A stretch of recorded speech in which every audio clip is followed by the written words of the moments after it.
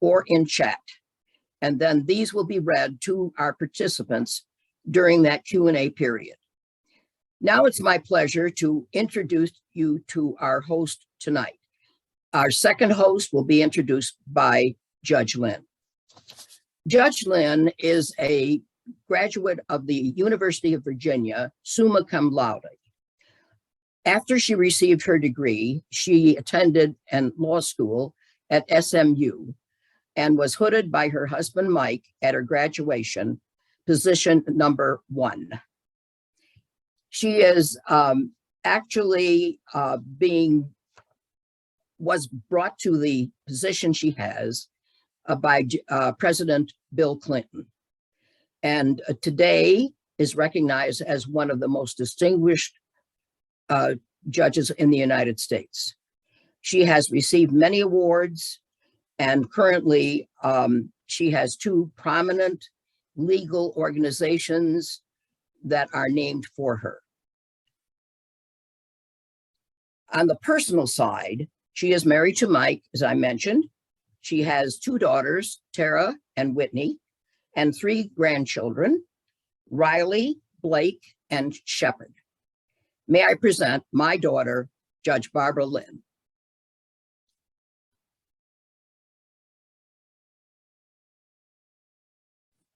Thanks, Mom. It's really an honor to be here, and particularly to be with my mom, who, as everyone who knows me knows, I so greatly admire and love dearly. It is my great pleasure to introduce as my co-speaker, Alex Abdo. Alex was one of my law clerks many years ago. I just love the guy. I'm going to begin my introduction by saying that. Every time I go to New York, he and I get together. We have been known to take a pedicab across town for a good deli sandwich. Alex is the inaugural litigation director of the Knight First Amendment Institute at Columbia University.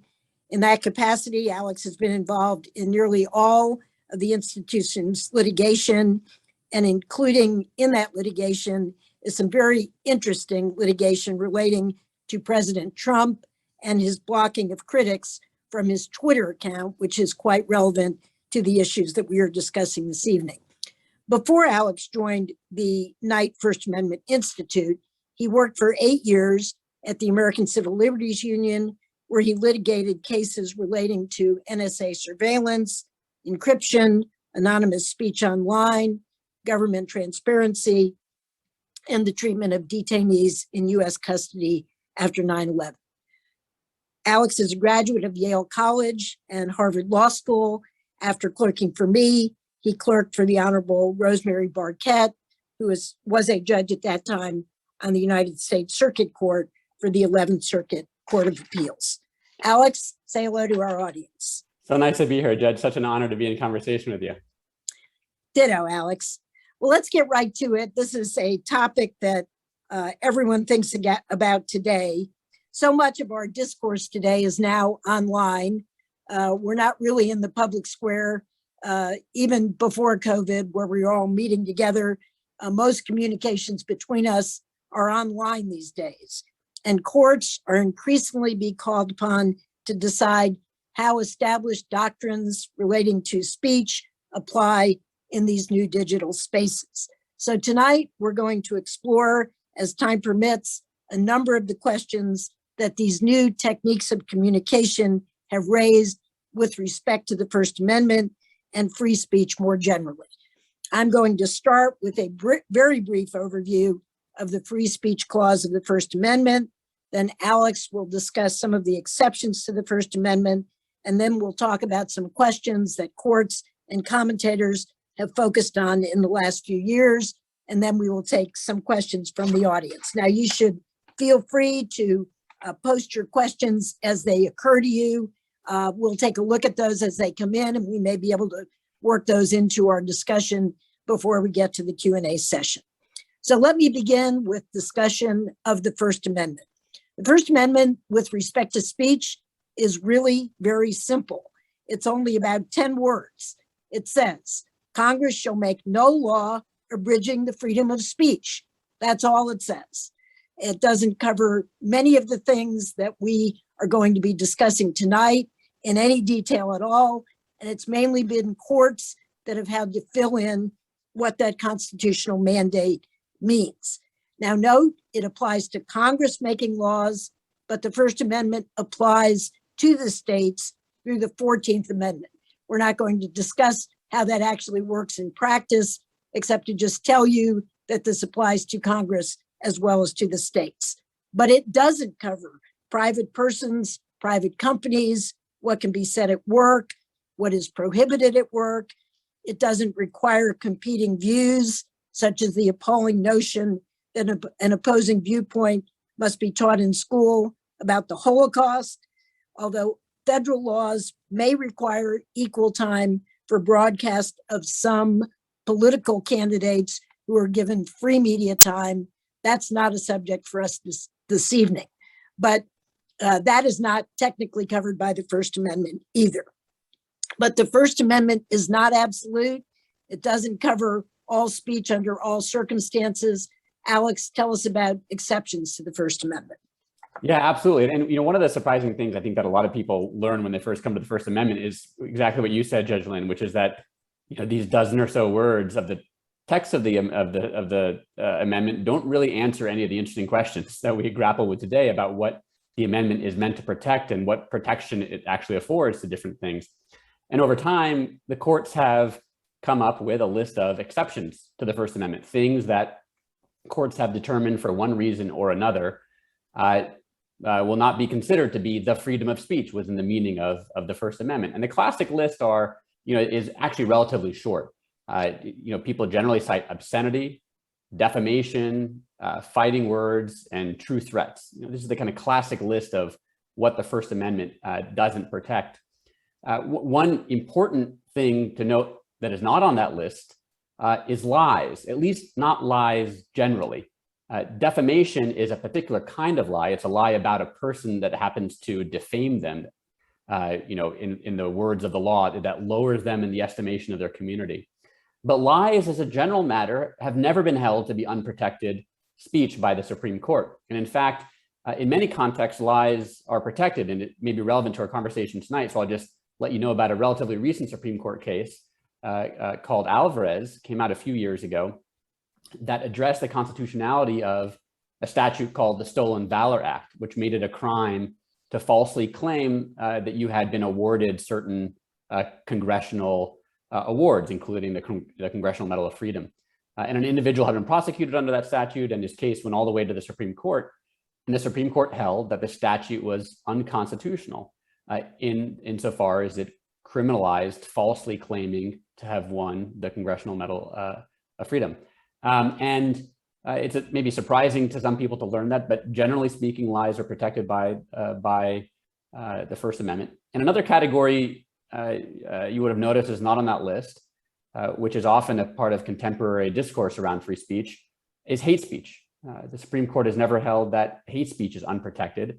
And this is actually, interestingly, in contrast to a number of other democratic nations around the world that do criminalize or otherwise prohibit various categories of hate speech, and it has created this understanding of U.S. free speech law that we are generally understood to be the most protective of free speech around the world.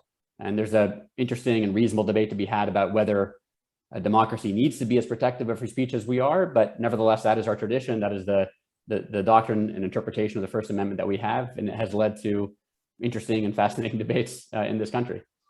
I'll stop there. Alex, let me go back for just a moment. It may be that the reason that we see private companies getting involved with hate speech and regulation of it is because there's a vacuum there where the government is not doing that. In other countries, particularly in countries such as Germany and Japan, but particularly in Germany, the government regulates speech.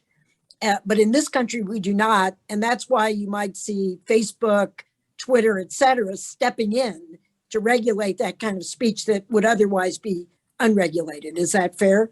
I think that's exactly right. And I think the idea is that we disable the government from regulating speech, but one consequence of that is we enable private actors to regulate speech. We expect private actors to regulate speech in any number of ways, through social shaming, through private coercion, right? You can be, generally in most states, you can be fired from your job because of your political views if it's a private employer. There's some states that provide some protections against that, but generally speaking, that's perfectly constitutional. That's the flip side of disabling the government from regulating speech. In fact, that happened in Charlottesville. It happened with respect to the January 6th demonstrations. Employers saw their employees on media coverage and fired them all. And that's perfectly legitimate as far as free speech issues go, not necessarily employment contract law. Yeah, that's right. The First Amendment is not implicated. There's always a separate conversation in this country about, even if the First Amendment allows it, should we as a country condone it, or should we promote greater tolerance of viewpoints that differ from our own by tolerating differing viewpoints in the workplace? And people think of that generally as a broader free speech ethos that is divorced from the First Amendment. And that, that's a question of cultural norms and expectations that people set individually, but is not determined at all by the First Amendment. Right. And let me make one point that I want to clarify. What Alex said is precisely correct.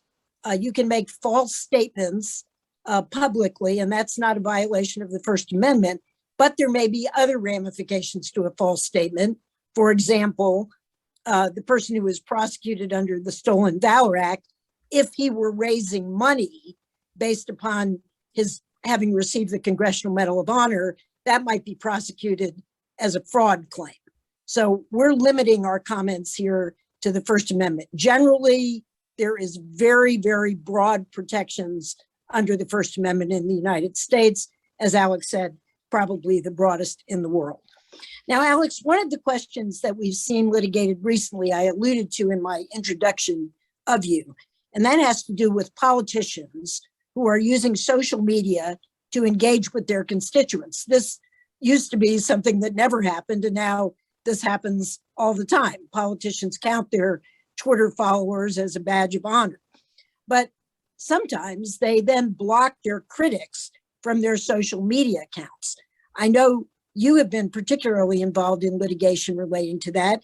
Can you tell us a little bit about this phenomenon, how it has been litigated, and how it's come out? Absolutely. Social media has now become, in many ways, the battleground of our elections. Campaigns are fought online, seemingly more than offline these days.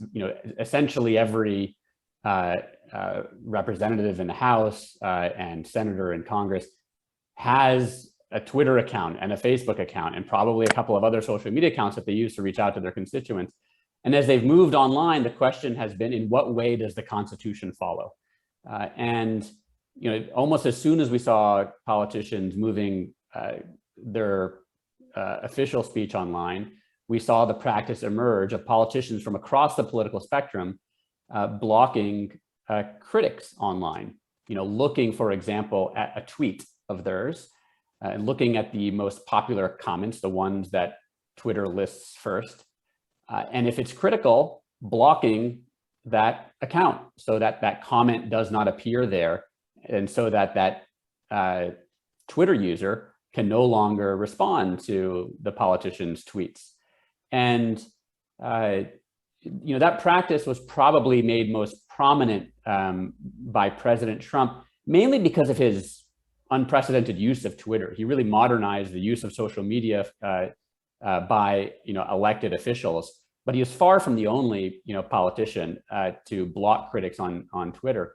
And in fact, the first lawsuit that was filed, that I know of anyway, against an elected official was not our suit against President Trump, but actually was a suit against a Democratic official in Loudoun County, Virginia, an official named Phyllis Randall, who had blocked an individual named Brian Davison from her Facebook account for posting a comment critical of her role in the Loudoun County Board of Supervisors. That case, and then the suit that we filed against President Trump, raised the question of whether it is constitutional under the First Amendment for politicians to do this, to block their critics on Twitter. And it really broke down into two questions. And let me start with one bit of background law, and then I'll say what those two questions are. The bit of background law is that there is a long recognized doctrine under the First Amendment that prohibits government officials from censoring speech in a public forum based on its viewpoint. And a public forum is essentially a place where individuals are free to talk. The classic public forums are the sidewalks and public parks, courthouse steps. These are the kind of classic public forums, but any other place that the government opens up for open public discussion is also a public forum. And the bedrock rule of the First Amendment, again, is that the government cannot block people, eject them from those fora based on their viewpoint, based on the viewpoints they express. And so the question for politicians who use social media is first, is their use of social media, does it create a public forum, a place in which members of the public are generally free to engage with the elected official or with other citizens? And if so, is it constitutional for the politicians to eject people from that forum on the basis of their viewpoint? And that is those are the two questions that our lawsuit against President Trump and then Brian Davison's lawsuit against Phyllis Randall, and we ended up actually representing him on appeal and litigating his case in the Fourth Circuit. But those are the questions that those two cases raised. When a politician moves online, is that a public forum? And in both cases, the courts answered yes. The Second Circuit and the Fourth Circuit both held that when a politician uses their account essentially as an extension of their office, when they use it in their official capacity as government employees, then they are bound by the First Amendment and may not block critics on the basis of their viewpoint. And so both courts held that the practice was unconstitutional, and in both cases, the courts essentially declared that the blocking practices had to end. In our case, President Trump unblocked his critics and others, and in Randall's case, the same happened. Well, Alex, some public officials are arguing that they need to have this ability to block followers of their social media accounts so that the level of the conversation can be dignified, thoughtful, and respectful. I've made the mistake a few times of looking at comments about me when I'm in a trial, often by people who have never seen me or ever been in my trial. But for my own sanity, I've stopped reading those because generally there are many that are not at a respectful and thoughtful level of public discourse. So one can understand how politicians, well-intentioned, want to keep the conversation at a respectful level. How can they do that given the development of the law as you have described? Well, I think the First Amendment leaves them a few options, but I'll say at the outset that the answer I'm going to give is not an antidote to the messiness of free speech. Free speech is messy, and it has been since the founding. Dissenting views are often characterized as undignified and as disrespectful and incongruous with thoughtful public discourse, but that has been the history of free speech in this country. And often that kind of speech is what motivates change or causes people to think. And often it is just, speech we'd all recognize to be unhelpful, maybe and low value, as courts sometimes say. That's my preface, is that this answer is not going to be an antidote to all of that. But I think the First Amendment does give elected officials and politicians some latitude to moderate the public forums around their social media accounts in the interest of decorum. So one thing they can do, and this is the obvious one, is they can block speech that is unprotected. Speech like true threats and obscenity and defamation, none of that is protected by the First Amendment, and so there's no issue with elected officials or politicians blocking it.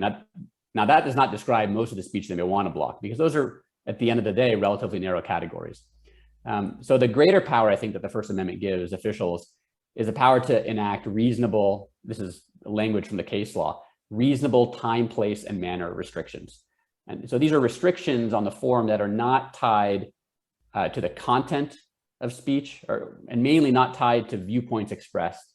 And these rules have to be viewpoint neutral, and they have to be enforced neutrally. They can't be you can't slip in viewpoint based restrictions and characterize them as viewpoint neutral when in fact they're not. So what might that include? Well, it could include, for example, limitation on the number of responses that somebody could send in response to a particular tweet to prevent any individual from hijacking the conversation. It might also include a topic limitation. A public forum, courts have often recognized the ability of the government to decide what the topic of conversation will be in a particular public forum. In the analog context, in the real world, before social media, this would have taken the form of a town hall meeting where the subject of debate is next year's budget. And if that's the conversation, the town is perfectly free to limit the conversation to next year's budget and not, for example, immigration enforcement or something else. And so long as those rules are enforced neutrally and are in fact not, subversive efforts to suppress viewpoint, then those are fine. And I think those go some distance toward, creating, establishing the kind of decorum you might want in a public forum. But again, they're not a perfect answer. All right. Well, let me go back to the point you made, Alex, that free speech is messy. I think that is an important concept for our audience to grapple with. In fact, I'll mention a case that many in our audience, I think, would find particularly interesting. I'm sure Alex learned it in law school, and so did I. It relates to the American Civil Liberties Union, representing the Nazis who were marching in a suburb of Chicago. Obviously, what they were saying was horrendous, but the ACLU stood up for the concept of free speech. Hateful speech though it was, that's what the Constitution protects. Now, that wasn't in this context. And the problem with this context is that that was a localized march by a few people in Skokie, Illinois. It wasn't seen by most people in America. Probably the lawsuit gave it more publicity than it would have had otherwise. But today, hate speech is seen and read by millions and millions of people. Sometimes this kind of speech is on television. Sometimes it's just on the internet, but it takes off like a bullet. And once it's out, it's out. You can't put it back. There's grotesque misinformation on television, on the internet, sometimes from what were thought of as reliable media sources, often from unreliable media sources. So there's a concern generally about whether perhaps our Constitution is wrong in giving this kind of forum to what I'm going to be bold enough to call bad speech. Now, that's really beyond our topic today. Alex and I are not legislators. As long as the Constitution is there, I'm going to be enforcing it, and Alex is going to be arguing for it.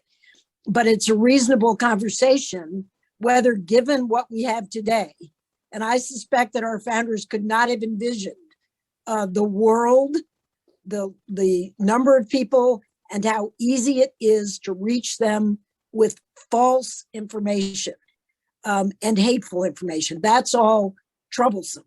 So I just want to lay that issue out there.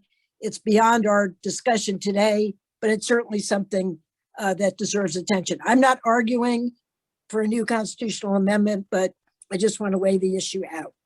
Alex, let's assume that you are correct, that the First Amendment limits the ability of public officials to block their followers. Now let's turn to the topic that I alluded to earlier, social media companies. They have, in a way, replaced, well, the government never was in this business, but now social media companies are in the business of deciding what speech is appropriate and what speech is inappropriate. Obviously, President Trump was blocked from certain social media platforms. Many of his followers thought that was wrong because that was the way that he communicated with them, and they didn't like it.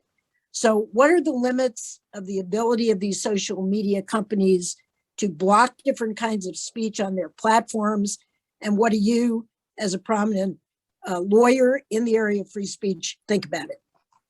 Yeah, and this is the $1 million question of the day. And the answer to the first question is relatively easy. Right now, it is generally understood that the platforms have free reign to decide who can speak on their platforms and what they can say. They are private actors. They're not bound by the First Amendment in deciding who can be on the platform and what views can be expressed. And they would argue, and some courts have been asked to answer this question and have agreed, that the platforms themselves have a First Amendment right to decide what speech they want to allow on their platforms, and that the exercise of, that their decisions about what content to allow are themselves exercises of editorial judgment. That's what some courts have said. And as a result, the current status of at least the law as it's been litigated is that the courts have the platforms have free reign, and they actually have a separate statutory protection that immunizes them from liability. Are you talking about Section 230, Alex? Yes. Do you want to save that for a minute? No, I want you to discuss it. I think it's very important. Probably everybody on this call has heard about Section 230, but I don't think many people know exactly what it does. So I think this is a good time for you to lay that out. Yeah, great. So it's Section 230 of the Communications Decency Act, but often just called Section 230 or even just 230. And it's very famously 26 words long, and some people credit it for creating the internet as we now know it. And it does a very basic thing. It says that informational platforms online, but basically the platforms, internet websites that host other people's speech, cannot be held liable as the publishers of that third-party speech. So if you are, for example, an email provider, and somebody sends a defamatory email through your service, you can't be held liable for that defamation. And if you are Twitter or Facebook, and somebody posts something defamatory on your platform, then you cannot be held liable for that defamation. Now, the rule would have been different in the analog world. If the New York Times, for example, published an op-ed by an outside contributor that defamed somebody, that individual could sue not just the author of the piece, but also the New York Times. And that's actually what happened in the famous case of New York Times versus Sullivan, which was a suit against the New York Times, a defamation suit by a police official. But in the online world, now with Section 230, the platforms are immune. And the theory behind that was that providing them immunity actually would give them an incentive to moderate.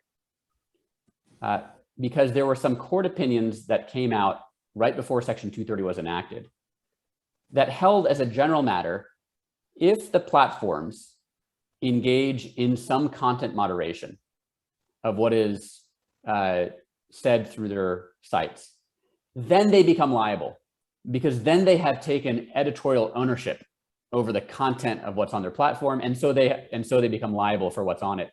And that actually created the perverse incentive, at least as lawmakers at the time thought of it, of providing a very strong incentive for the platforms not to moderate, because as soon as they started to moderate, they would become liable. But if they kept their hands off, then they might not be liable, or at least they might not be liable unless they had reason to know about some particular defamatory speech. Yeah, and the idea behind Section 230 was, if we immunize the platforms entirely from liability for the speech of their users, then they will be able to moderate without having to worry about the risk of liability. And so we will have a plethora of rules that can be applied by private actors to decide what any individual online community looks like. And that's the status of current law. And there are efforts, there are arguments being made challenging some aspects of Section 230's protection.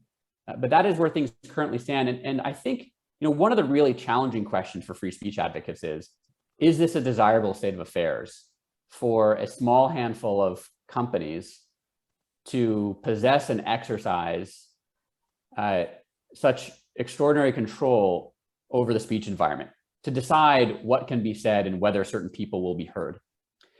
And I think, not surprising, a lot of free speech advocates, myself included, are actually troubled by that state of affairs. the First Amendment at a very general level reflects a discomfort with centralized control over speech. In the case of the First Amendment, the government, but more basically, the idea, discomfort with the idea that any one person or small group of people will be able to decide what can be said in this country. Because whenever a small group has that power, free speech suffers, the ability to dissent suffers, and majorities gain the ability to entrench themselves through control of speech. And so free speech advocates, do have some concerns, myself included, about the extent of control that Facebook and Twitter have over public discourse. But there are a variety of paths you can take from there if you have that discomfort. And some have taken the path of trying to argue against their ability to moderate. They've argued that our commitment to free speech should be understood to prevent the platform from kicking people off their platforms or to prevent them from censoring certain speech. The other path is one that still tries to keep the First Amendment's commitment to keeping the government out of content moderation, out of deciding what can be said, and instead tries to attack, a different source of the problem, which is the concentration of power that the platforms have. And so, what a lot of free speech advocates try to focus on, in part to avoid the First Amendment concerns that would arise if the government actually were to dictate what the social media platforms could do with their platforms, instead try to dictate the size of the platforms, to try to apply antitrust tools to the platforms, either to break them up or perhaps to disentangle them so that you'd break them up in different ways, but basically to inject competition in the social media market so that you had a variety of platforms rather than a few centralized ones. These are different approaches to, I think, a similar discomfort, but we're still trying to figure that out. And so far, the federal government hasn't acted. A couple of states have, actually. Florida has passed a law relating to content moderation by the platforms.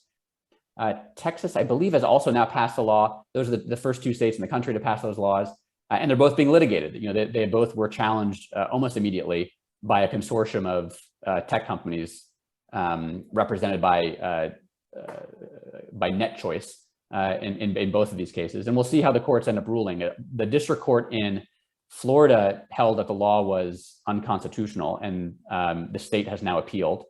And my recollection is that there is no ruling yet in Texas. Yes, I will not comment on that because I could have a case like that, even though I don't. So I'll stay out of that. But let me just make the point that what creates this focus is the size and magnitude of these companies. I want to reiterate the point that Alex made. For example, the Southwest Jewish Congress. We do not have to host on the Southwest Jewish Congress platform any speech that is pro-Nazi. We have no obligation to do that whatsoever. And nobody would ever suggest that we had such an obligation because we don't. What makes it different is that Twitter, Facebook, Instagram, the like, have such a large profile in the world that these communications go out to multiple millions of people. And so that creates a new focus. One of our questions relates to how a person with a lot of money can communicate more effectively than somebody without a lot of money. I suggest to you that today in the internet world, you don't need a lot of money to communicate very widely. Hateful, incorrect speech. It happens all the time. Recently, there was a list of the top 10 anti-vaxxers. Some of those people you never heard of. And they have a very, very substantial internet profile. And it doesn't take a lot of money. It used to be that if you wanted to get a really big bang for your buck, you'd buy a big ad in the New York Times that cost you a lot of money. Now, that would get you a pittance of the audience that you would get compared to Twitter, Facebook, and the like. So what makes this different is the magnitude and scope of the audience of these social media platforms. Can I add one point onto that, Judge, before you move on to the next point? So yes. I think that observation, I absolutely agree, and it kind of connects to the question that's in the Q&A in the chat right now, so I thought I might just bring it in. Sure. I apologize if I'm saying your name incorrectly, but Trouty in the chat asks, whether, observes that the First Amendment protects assembly and wonders why people, users of the platforms, don't have a First Amendment right themselves to assemble on the platforms, and maybe they have a constitutional right, to assemble on the platforms. And in another context, we essentially recognize that, not in the context of the platforms, but in the context of what you might call common carriers. So telephone companies and the like. Courts have recognized the government's very broad authority to require companies like the telephone companies, which essentially control our communications infrastructure, right? You can't communicate with somebody unless you can communicate over the phone at a most basic level, at least at a distance. Obviously in person you can, but at a distance you can't unless you have access to the, to the phone infrastructure.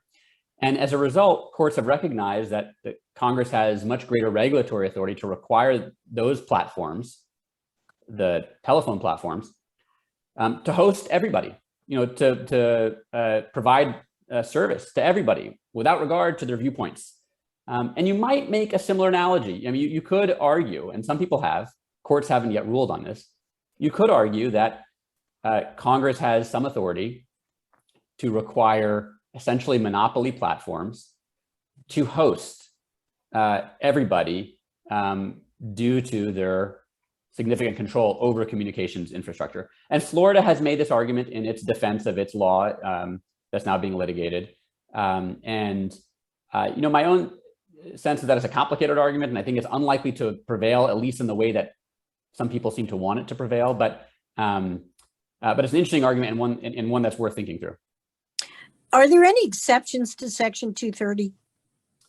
There are, and there was a recently enacted one for, I think it's for sex trafficking crimes. And so platforms now have some obligation with respect to sex trafficking crimes to, if they, discover them taking place on the platform, to do something, otherwise become responsible for, for that speech. So Alex, isn't it true though, that if Section 230 were repealed, that would probably be, I don't want to say the death knell of these social media platforms, but it would change them irreparably.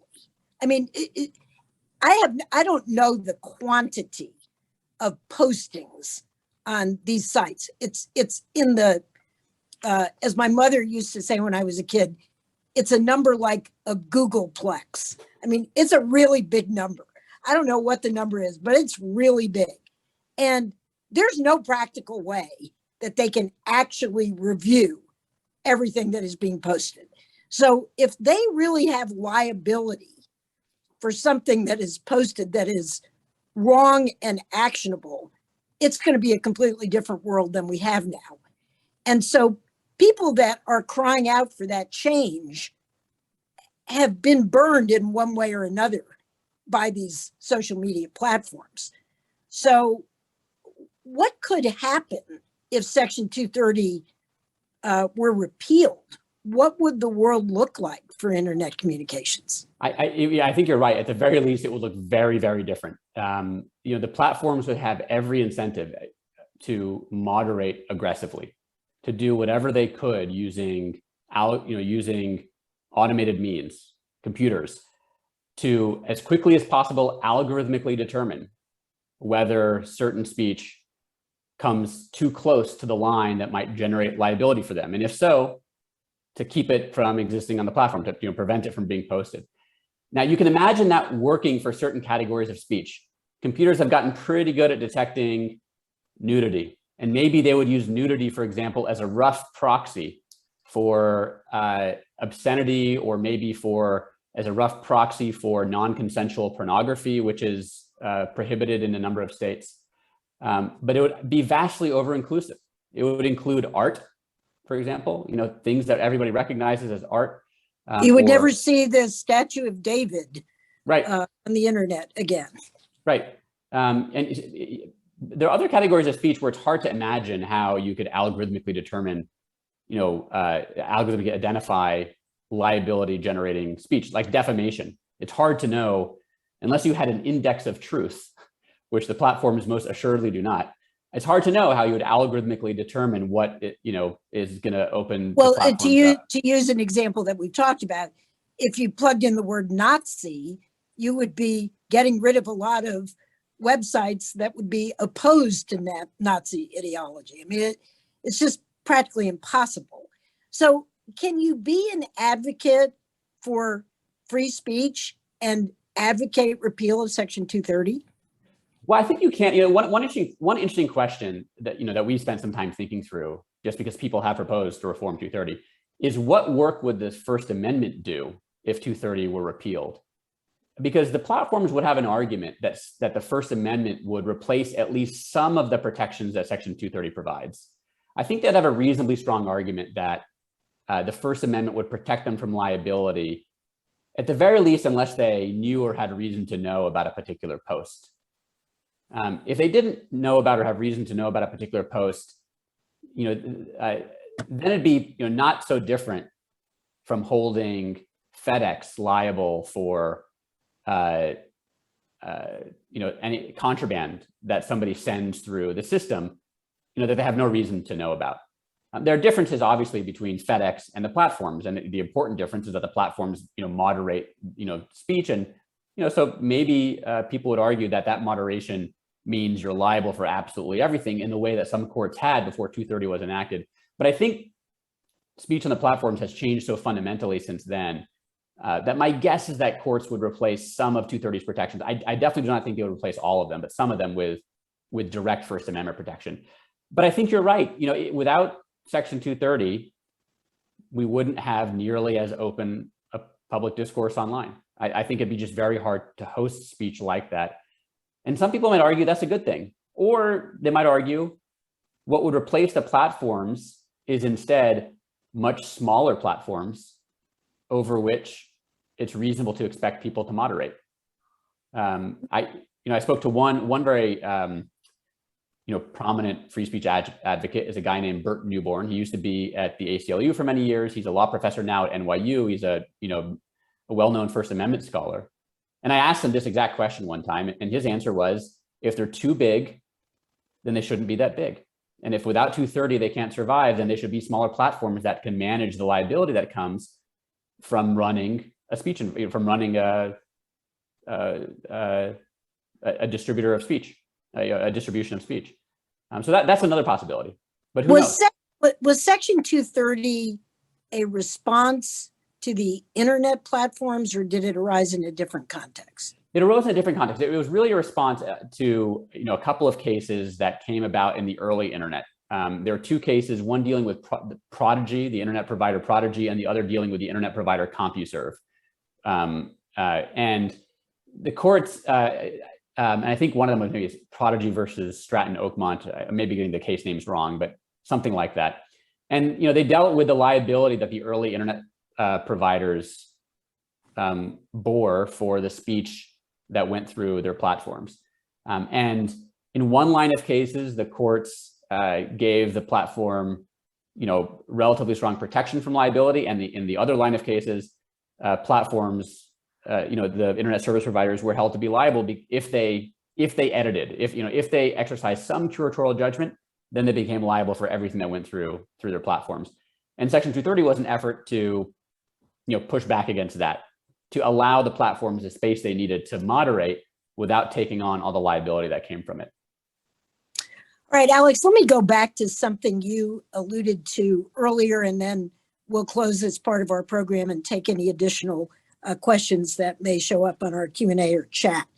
Several of our Supreme Court justices have recently suggested that they would be open to rethinking a key decision that is really at the center of free speech law in the United States, and that's the court's decision in New York Times versus Sullivan. You alluded to that case, but tell us a little bit more, explain the arguments that the justices have recently been making, and tell us what your views are about it. Yeah, so New York Times versus Sullivan, it was a case from the 1960s. It involved a suit against the New York Times alleging defamation based on an advertisement that was run about police in the South. And the rule that emerged from the case is that public figures who want to sue for defamation have to show that the defamatory statements made about them were made with what is called actual malice, which is a terrible phrase to use because in the law, it doesn't mean what it sounds like. It doesn't mean you're saying it maliciously. It means you're saying it with reckless disregard, reckless disregard for the truth. So you haven't done your homework, or worse, you actually knew it was false, but you said it anyway. And it basically raised the bar for public officials to go after their alleged defamers, with the idea being that that would create more space for public discussion of people who are important in public life, namely public figures, politicians and elected officials and the like. And some justices more recently have expressed misgivings about this ruling, saying it's not rooted in the text of the First Amendment. It's not rooted in historical practice under the First Amendment. And they argue it is responsible in part for the degradation in mainstream media reporting that they see in mainstream reporting today, because it insulates media from liability in all but the most egregious circumstances. It's very hard to win a defamation suit against a media organization if you're a public official, virtually impossible. And so some justices have questioned that. And there have been different responses to this. The general response by the media, and this is unsurprising, but also by free speech advocates more broadly, is to be pretty concerned, because New York Times versus Sullivan has been a cornerstone of free speech protection for reporting on public officials. Some people have been a little bit more intrigued by one narrower version of the critique. So New York Times versus Sullivan was about public officials, but it has also been extended to public figures. So these are, not public officials who have attained some notoriety for whatever reason. They have, come into the public limelight. They might be celebrities, or they might be well-known litigants, or they might just. You're a public figure, Alex. a very limited public figure. I'm a public official, and you're a public figure. And so some courts have, the Supreme Court has extended New York Times versus Sullivan to public figures. And that means, for example, that if you are the parent of a child killed in the Sandy Hook shootings, and you sue Alex Jones, for example, arguing that that he has defamed you by claiming that you were a crisis actor and that your child was not in fact killed in the Sandy Hook shootings. That this extension of New York Times versus Sullivan means you may have a hard time recovering against Alex Jones unless you can show actual malice, even though you had no intention of becoming a public figure. You became a public figure in the most tragic and involuntary of circumstances, because your child was involved in a shooting. And some people have criticized, in the narrower version of the critique, they've said, well, keep New York Times versus Sullivan, but get rid of this extension of it to public figures. Insulate criticism of public officials, but don't insulate criticism or defamation against public figures. And I think there's a little bit more interest in the First Amendment community for that critique. But it's an open debate. My guess is that there are not 5 votes on the Supreme Court to reverse New York Times versus Sullivan, but there are at least 2 justices who are very interested in it. And Justice Kagan hasn't. So the 2 who have weighed in so far are Justice Gorsuch and Justice Thomas. But Justice Kagan, when she was a law professor, wrote an article, and she used to write about the First Amendment. She wrote an article criticizing New York Times versus Sullivan, in part for this reason, saying it insulated it provided too much protection to defamatory speech. And so it's possible that she'd be open to considering narrowing New York Times versus Sullivan as well. Well, that couldn't be done by Congress. That would have to be done by the court, wouldn't it? That's right. That's right. Just so everyone understands, this is the Supreme Court interpreting the Constitution, and Congress can't overrule the Supreme Court's interpretation of the Constitution. When the Supreme Court interprets a statute and Congress doesn't like that result, they can change the statute. But unless they amend the United States Constitution, which they don't have the votes to do, that is the law until the Supreme Court changes it. So Alex, before we turn to questions, I'm going to just ask you one big sum up question, and you're not prepared for this, but go for it. What do you think is the state of free speech in the United States today? Have we gone too far? Have we gone not far enough to protect free speech? If the world changed as you'd like it to be, what would it be? It's a really hard question. I have, I guess I would say, concerns in both directions. The big topic, especially if you're on a university campus like I am, is this question of cancel culture. Have we become intolerant of views we don't like? And I'm of two minds about this critique. On the one hand, I think that many people who complain about cancel culture point to instances that they think of as cancel culture that I think of as really counter speech. Because the First Amendment protects speech and it protects counter speech. And the idea behind the First Amendment is, instead of allowing the government to regulate speech, you let people regulate speech, and they regulate it by counter speech, by complaining, sometimes loudly and messily, about speech they don't like. And very often, what people are labeling as counter speech, I think of as counter speech. It's counter protest. And it's every bit as protected by the First Amendment as the speech that drew, the counter protest. And at the same time, there are a lot of things that I think of as better examples of cancel culture that most people who complain about cancel culture don't really identify as cancel culture. So an example would be the spate of laws that have now been enacted around the country, prohibiting the discussion of critical race theory in the classroom. That seems to me like a genuine effort to prevent conversation, to shut down conversation before it's allowed to occur, and not an effort, not just a form of counter speech. But many of the people who complain about counter speech cancel culture have not identified those sorts of laws as the problem. So I have that, I'm of that mind about some of the complaints about cancel culture. At the same time, I am troubled when people lose their jobs or their livelihood for genuine political disagreements. And there are plenty of instances where I think somebody's views have a direct effect on their ability to do their job. So for example, we entrust police with extraordinary authority to enforce our laws on the understanding that they'll do so equally and neutrally. And it seems to me relevant to whether they can do so, whether they have truly racist beliefs. But there are plenty of jobs where there isn't that connection, between somebody's views and their ability to do their job. And I'm troubled because at some point that reaction becomes coercive and not a genuine effort to engage. It's perfectly protected to fire somebody because of their jobs or to picket their, the small mom and pop shop on the corner. It's perfectly protected to picket them and to try to drive them out of business. But I worry that it does reflect an intolerance to disagreement and to opposing political views. And in that sense, I suppose you could say I do strongly value free speech, and I do strongly value our country's commitment to open dialogue, and do worry about it, even if what many people have identified as cancel culture is not what I would maybe think of as cancel culture. So that's my, on the one hand, on the other hand, quick take, but I think it's a hard question.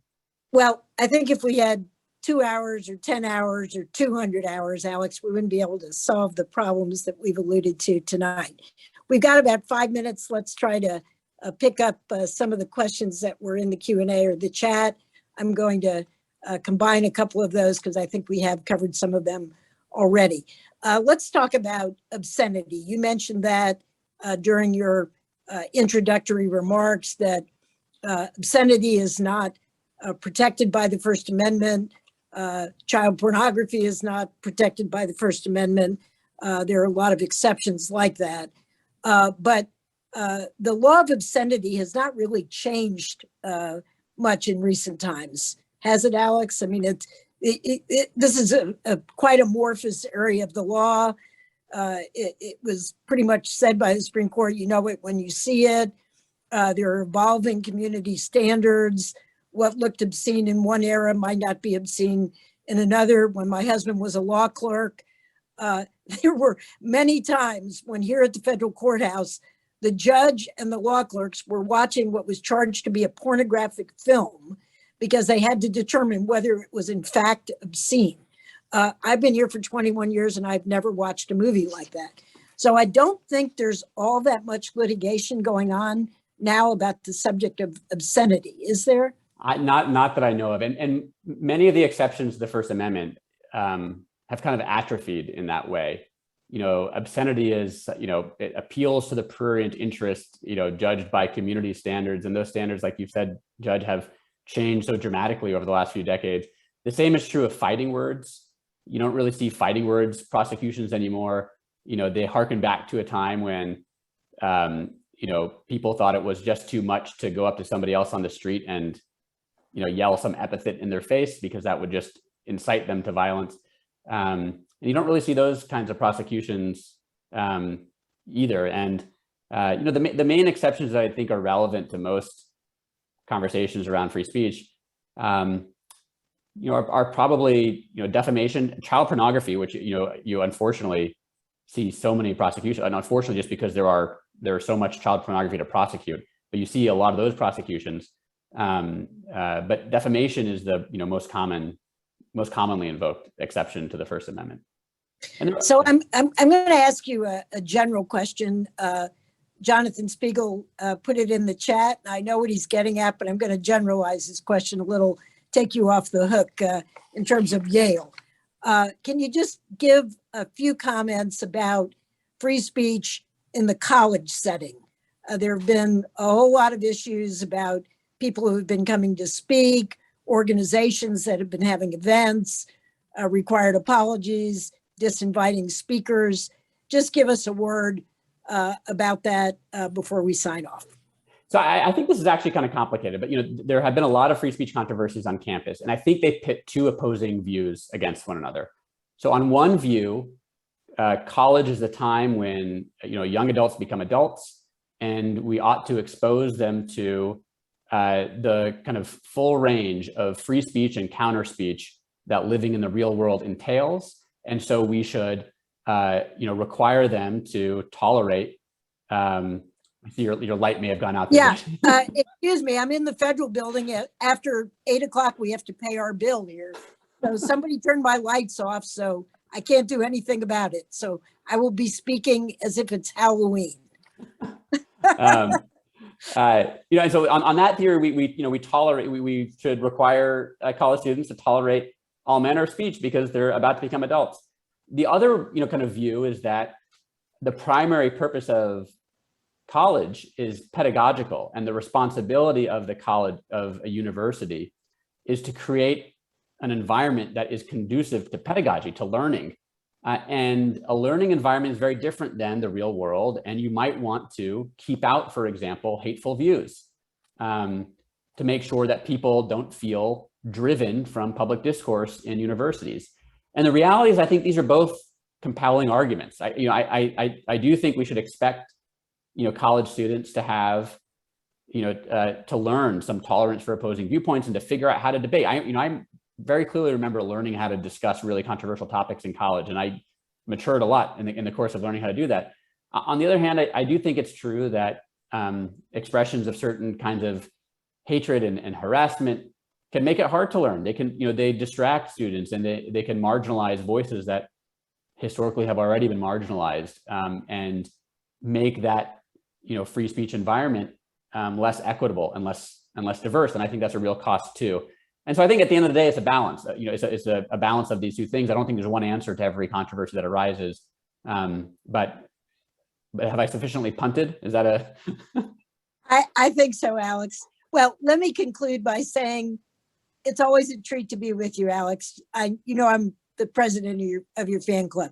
Likewise, yes. Ladies and gentlemen, I hope that you have enjoyed our discussion. You have a real treat this evening hearing from one of the leading free speech advocates in the United States. I'm very proud that Alex was one of my law clerks. So I want to thank all of you for joining the program.